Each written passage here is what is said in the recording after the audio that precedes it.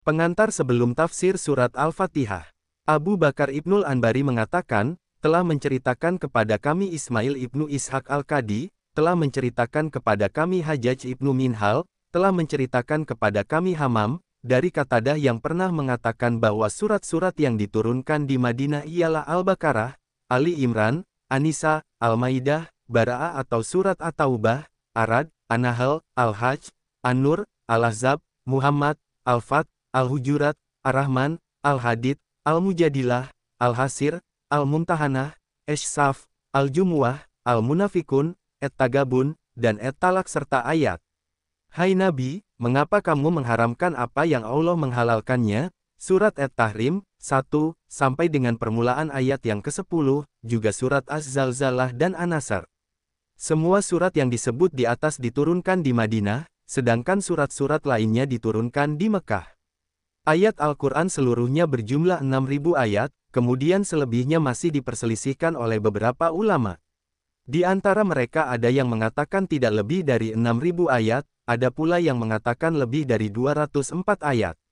Menurut pendapat yang lain lebih dari 214 ayat, pendapat yang lainnya lagi mengatakan lebih dari 219 ayat. Pendapat lain mengatakan lebih dari 225 atau 226 ayat. Ada pula yang mengatakan lebih dari 236 ayat. Semuanya itu diketengahkan oleh Abu Amr Ad-Dani di dalam kitab Al-Bayan. Jumlah kalimat Al-Quran menurut Al-Fadl Ibnu Syazan, dari Atta Ibnu Yasar, adalah 77.439 kalimat. Jumlah semua huruf dalam Al-Quran menurut Abdullah Ibnu Katsir, dari Mujahid, adalah 321.180 huruf.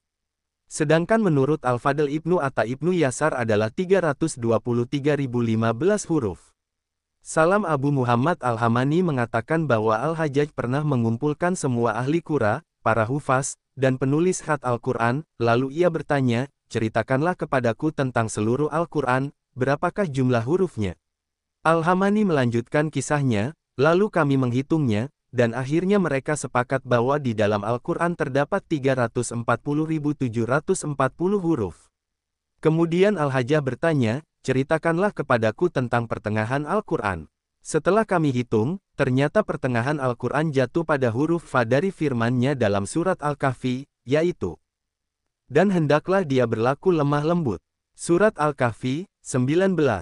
Sepertiga yang pertama dari Al-Quran jatuh pada permulaan ayat yang ke-100 dari surat Al-Bara'ah atau surat At-Taubah, sepertiga yang kedua jatuh pada permulaan ayat yang ke-100 atau ke-101 dari surat Asy-Syu'ara, sedangkan sepertiga yang terakhir hingga sampai pada akhir dari Al-Quran, Mushaf. Sepertujuh yang pertama dari Al-Quran jatuh pada huruf Dal dari firman-Nya. Maka di antara mereka orang-orang yang dengki itu ada orang-orang yang beriman kepadanya, dan di antara mereka ada orang-orang yang menghalangi manusia dari beriman kepadanya. Surat An-Nisa, 55. Sepertujuh yang kedua jatuh pada huruf Ta dari firman-Nya dalam surat Al-A'raf, yaitu, sia-sialah amal perbuatan mereka. Surat Al-A'raf, 147. Sepertujuh yang ketiga jatuh pada huruf alif yang kedua dari firman-Nya dalam surat Ar-Ra'd, yaitu, yang artinya, buah-buahannya tiada henti-hentinya. Surat Ar-Ra'd, 35. Sepertujuh yang keempat jatuh sampai huruf alif dari firman-Nya dalam surat Al-Hajj, yaitu, yang artinya, dan bagi tiap-tiap umat telah kami syariatkan penyembelihan kurban. Surat Al-Hajj, 34. Sepertujuh yang kelima jatuh pada huruf Ha dari firman-Nya dalam surat Al-Ahzab, yaitu, yang artinya, dan tidaklah patut bagi laki-laki yang mukmin dan tidak pula bagi perempuan yang mukmin. Al-Ahzab, 36. Sepertujuh yang keenam sampai pada huruf Wawu dari firman-Nya dalam surat Al-Fath, yaitu, yang artinya, yang mereka itu berprasangka buruk terhadap Allah. Al-Fath, 6. Sedangkan sepertujuh yang terakhir ialah sampai akhir dari Al-Quran. Salam Abu Muhammad mengatakan, kami mempelajari semua itu dalam waktu 4 bulan. Mereka mengatakan bahwa Al-Hajjaj setiap malamnya selalu membaca seperempat Al-Quran. Seperempat yang pertama sampai pada akhir surat Al-An'am, seperempat yang kedua sampai pada Waliyatalataf, dari surat Al-Kahfi, seperempat yang ketiga sampai pada akhir surat Az-Zumar, sedangkan seperempat yang terakhir sampai akhir Al-Quran. Akan tetapi, Syekh Abu Amr Ad-Dani di dalam kitab Al-Bayan meriwayatkan hal yang berbeda dengan semuanya itu. Dengan adanya pembagian Al-Quran ke dalam istilah, hisbe, dan juz, maka dikenallah pembagian Al-Quran ke dalam 30 juz, sebagaimana telah terkenal pula istilah, perempatan, di kalangan madrasah-madrasah dan lain-lainnya.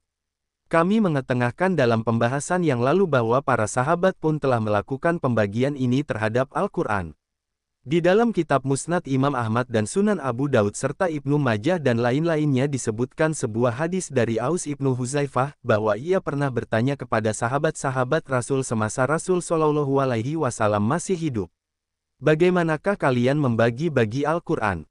Mereka menjawab, 1/3, 1/5, 1/7, 1/9, 1/11, dan 1/13 serta pembagian mufassal hingga khatam.